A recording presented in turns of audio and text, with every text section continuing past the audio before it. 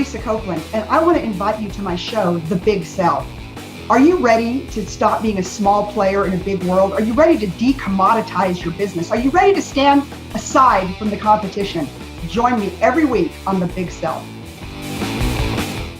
The art of the big sell. I feel like I just want to give you like maximum value. And so what we talk about on The Big Sell, and everybody knows about it, is that I bring on people that are changing the world, people that know how to make things happen, people that know how to build a movement. And so this guest of mine is not any different.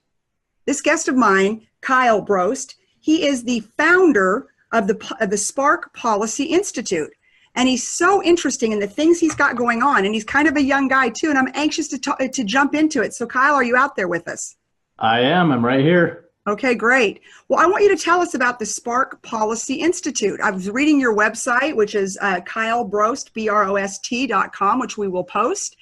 And you're very interesting. It looks like you sold your company at 28 years old and spun off several companies after that. So let's hear a little bit about you. Yeah, absolutely. So actually, I sold my second company when I was 28. My first company I sold when I was a little younger. And then after I sold my second company, I started doing some consulting for large corporations, Fortune 500 companies in strategy and something called organization design. So just how you're set up in terms of org chart and process flows and those kind of things. And so after doing that a couple of years with a boutique firm, I launched Choice Strategy Group, which is a corporate strategy firm. And then last year, I acquired actually Spark Policy Institute. And so my work is all around strategy, strategic thinking for leaders, how to formulate a strategy for your organization and then go out and execute that. And Spark Policy Institute actually does research and evaluation for the social and public sectors. So researching solutions to really, really big social problems like poverty and healthcare access and education. And so we work with a lot of foundations and organizations to try to find the best solutions to the biggest problems. Wow, that sounds so interesting. So give us an example. So obviously you said you sold your second company, you sold at 28 or 24, you had your second company. So what sets you down this path? I mean, strategic. So, for example, I'm a sales strategist. That's what companies bring me in to do, is their sales teams are stuck and it's my job to push them through. So tell me, if we were to hire you, if our companies were to bring you in and we were Dell or Google or, one of the Fortune 5, what kind of problem would you solve exactly? I want to get a little more clear on that.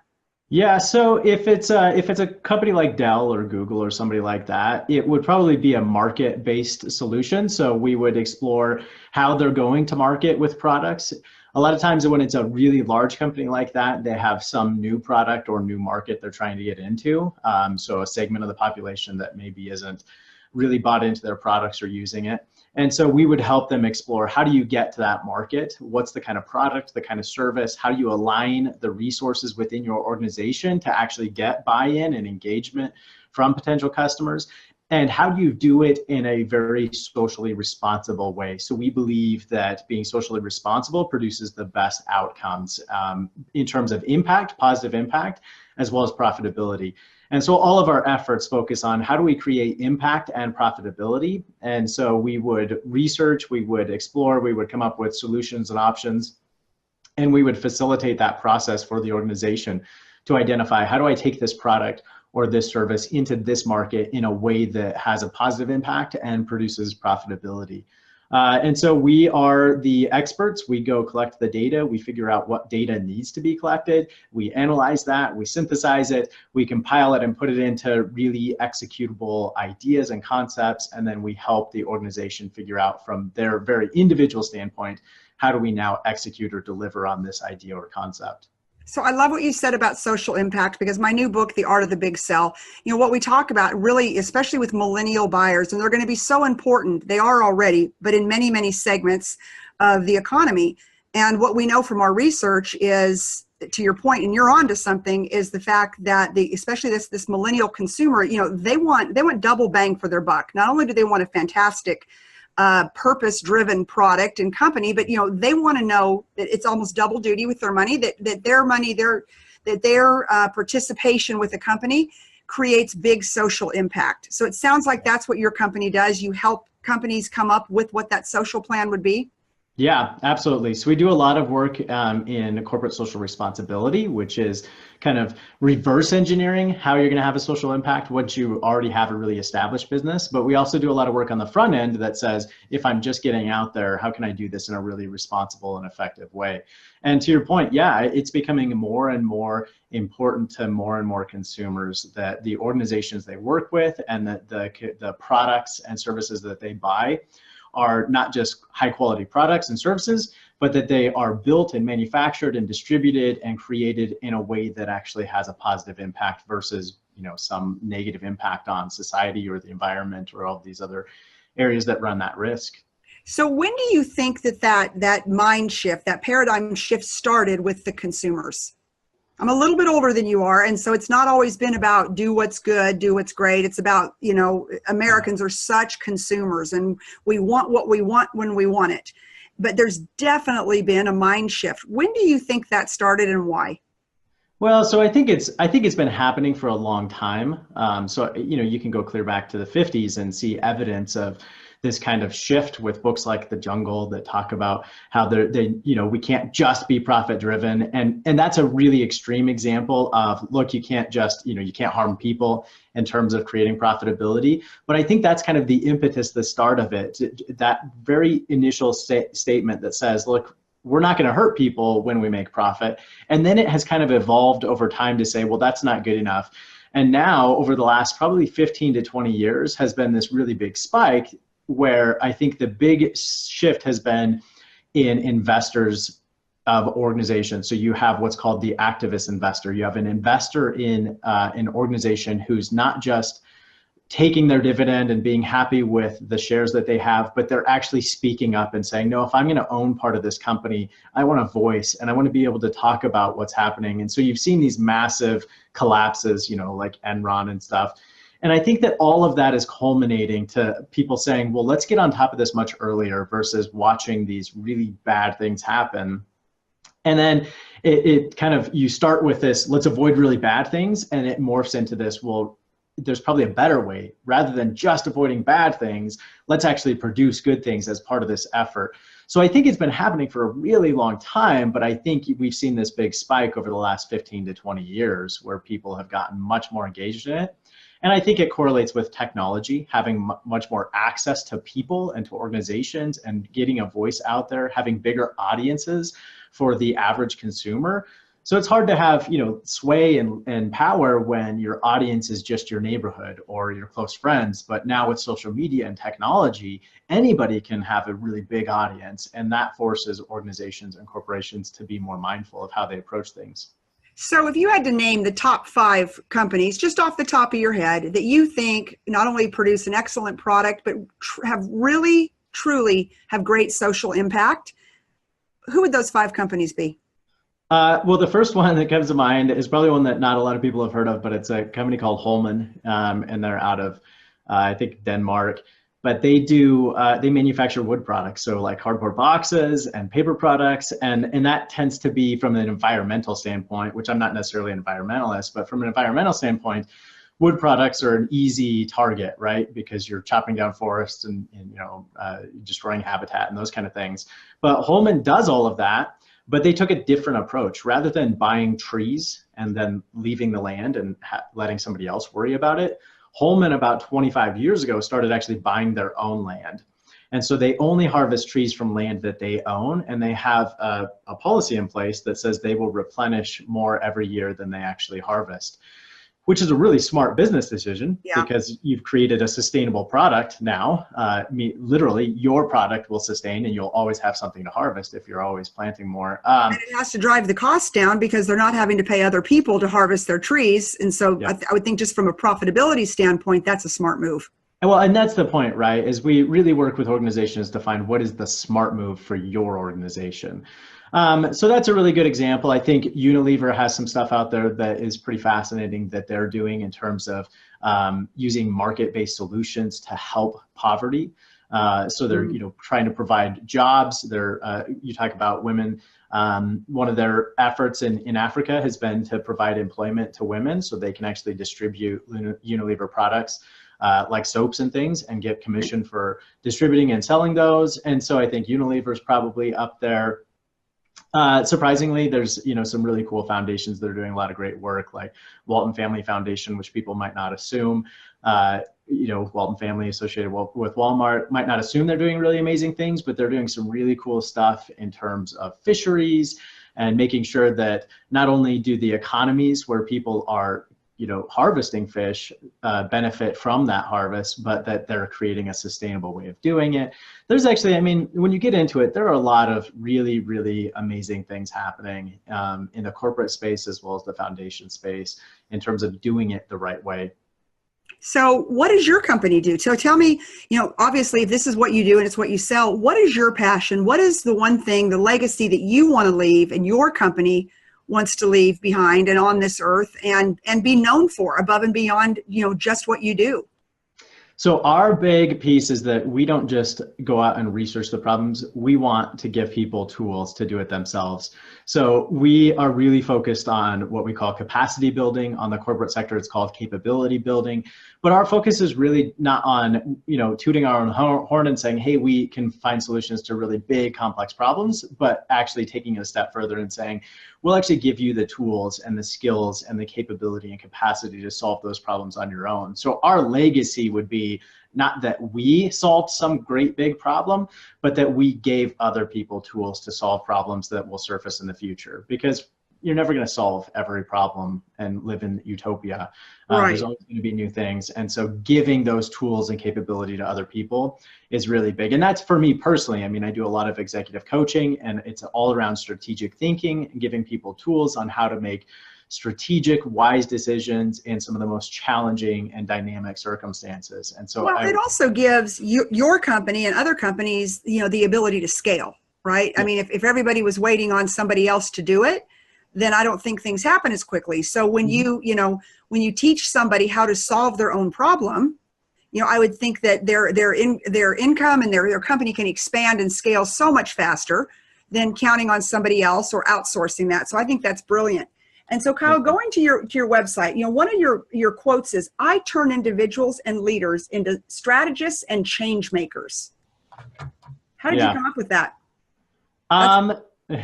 Well, the strategy piece kind of surfaced organically when I was working as a strategy consultant, which I still do a decent amount, but I also run companies, so I don't get to do that as much as I used to. But when I was working actively as a strategy consultant, I used to have a lot of leaders. We would come out of sessions and they would ask, they would say, how did you know to ask that question? Or how did you come up with that idea? And so I started to just share. One, it forced me to actually be really introspective because a lot of times I didn't know off the cuff, you know, like how I came up with it, but it forced me to think about it. And so over time that developed into executive coaching on how to actually teach leaders to be strategic thinking, to be strategists. And so that one just developed through work. The change maker piece came a little later. So I would say, you know, in my early to mid 20s, I wasn't that worried about social impact or environmental impact or any of those things. I was worried about making money, frankly. And so over time, though, I found that that my rate of income was trending at a different level than my rate of satisfaction. So my income was going like this, but my satisfaction was, you know, going like this. And so I realized there's not a real strong correlation between how much money I'm making and how satisfied I really am. And that's where the change maker came in, is it was the passion that really pulled it all together, that helped me see that strategic thinking can be applied in so many spaces. And when you give people the ability to think strategically and to solve really important problems, there's a tremendous amount of satisfaction that comes from that. And so that's where the change maker piece came in, because I don't just want to help people be strategists for the sake of thinking strategically and then go out and do something that's kind of pointless. I want people to think strategically so that they can solve really big business problems, really big social problems. So take me through that a bit. So, you know, let's say that I was the VP of sales for a company and and we brought you in. How do you teach people? Because I have found over the years, I consider myself a strategist, Yeah. a high level strategist. But I have found over the years, it's hard to teach people sometimes how to do that. Give us just a couple of your tips. How do you teach somebody who really isn't operating, or a company that is not operating from a strong strategic standpoint? They're either operating in fear, in emotion, and whatever it may be, but they're not operating at their full potential because they're not fully, their whole business plan, it has, does not have a strong strategic plan behind it. So what are some of the things that you and your team come in and do, Kyle? Well, so the first thing we do is we put a very strict structure in place. And it's not because that structure has to always be in place, but when you talk about the ability to actually get people to think strategically and change their behavior, putting a really strict structure in place is what enables that to happen on the front end. And once that structure is in place and people are following some really strict processes for how you solve problems, then they can modify and adapt that later on. But too often we just try to go in, we give really generic advice, and we think that somehow that's going to change somebody's behavior. We found that putting a process in place, an actual articulated process that says, when you face this problem and you don't know the answer, here's the steps you follow. We found that putting that process in place is what enables us to adapt later on. So once they learn the process, then we can talk about, okay, now that you're following this process, here's how you can adapt and adjust and make it more your own. But we always start with that foundational process. So I think that's the first piece, is giving people a process to follow that they can later on adapt and adjust from, versus it being really nebulous and kind of arbitrary. And then people wonder, why aren't I making progress? Why aren't I learning how to do this? But in terms of a couple of quick pointers that we give people, I think the first one is, and I tell people this a lot, but it's just always stay focused on your long-term intentions, because that's what, when you get into an uncertain or an emotional situation, the first thing to go are long-term intentions. So I'm now emotional, and guess what? Now I'm driven to these really short-term immediate needs that 30 minutes later, I'm not going to care anything about. It's that fight or flight response. And so the first tip we give to people is, look, you have to be really clear about what your long-term intentions are so that you can stay focused on them. And that's the other point that we give people around uncertainty, is you're always going to run into really uncertain situations where you don't have all the answers. You don't really understand everything that's going on. And even in the midst of uncertainty, if you're clear about your long-term intentions, you can bring that level of certainty to the situation. So it doesn't matter what's going on out here. If I know what I'm focused on and what I want to achieve, I can always bring that into the situation. And that brings a certain level of certainty. So the first pointer that we always give people is get really clear about your long-term intentions. What are your long-term goals, so that you can bring those into every situation and constantly remind yourself of what those are. And it's one of my favorite quotes. It used to be on this gym wall that I worked at, was, discipline is remembering what you want. And sometimes, when it's really emotional, it's hard to remember what it is you really want. You get caught up in proving somebody else right, or proving somebody else wrong, or protecting your pride, or getting defensive. Yes. And then, 30 minutes later, you're saying, gosh, I'm an idiot. Why did I say that? I just destroyed a relationship, or I just put another barrier to me achieving my long-term goal, all because I got distracted by something really short-term and emotional. So does that go along the line of emotional intelligence and working through that, never ever make a decision, high emotion, low intelligence, Yeah. That whole thing? Yeah, it does very much. We actually take, and we speak a lot to emotional intelligence, because one of the things about strategy is everybody's a good strategist when things are going smoothly, right? Everybody looks brilliant and good when the market's great and, the business is succeeding. It's when things really get crappy that you find out if somebody's a strategist or not. And so we speak a lot to emotional intelligence, because where strategy fails is when things are really emotional and uncertain. And everything comes off the rails then. Yeah, absolutely. And we actually take it a step further, and we talk about not just, I think a lot of people think of emotional intelligence as, how do I manage or control my emotions? How do I kind of shut them down? And I think that's one of the worst things people can do, because emotion has a purpose. and it gives us energy. I mean, you think about, and I don't just mean in like some kind of foo-foo thing. I just mean literally when you're emotional, your adrenaline starts going, your blood starts pumping, and you're amped up. And I think that we talk a lot about how do you leverage that versus how do I just shut it down, turn it off? Because emotion is what really mobilizes people to do really great things. And if you're just constantly shutting it down, turning it off, then it's going to be a lot harder for you to be mobilized. So we talk a lot about how do you actually leverage your emotions versus just turning them down or ignoring them or controlling them. And, you know, same thing with fear. You know, I talk about that. You know, fear is real. Excuse me, danger is real, but fear is a choice. So, you know, 95% of what we fear never materializes, but we spend so much time on it in here and up here. And you have to learn how to repurpose it. You know, it's there, it's real, but you've got to learn how to repurpose it, stick it on the shelf and move through. And I think it's the same when it comes to high emotion and it comes to making decisions during high emotion times in your life, you know, whether it's your business is failing or your relationship's failing, whatever it may be. So I agree with you in the fact that I don't think that you should push down your emotion because I feel like that charges you, but I think you've got to learn how to, you know, channel that emotion.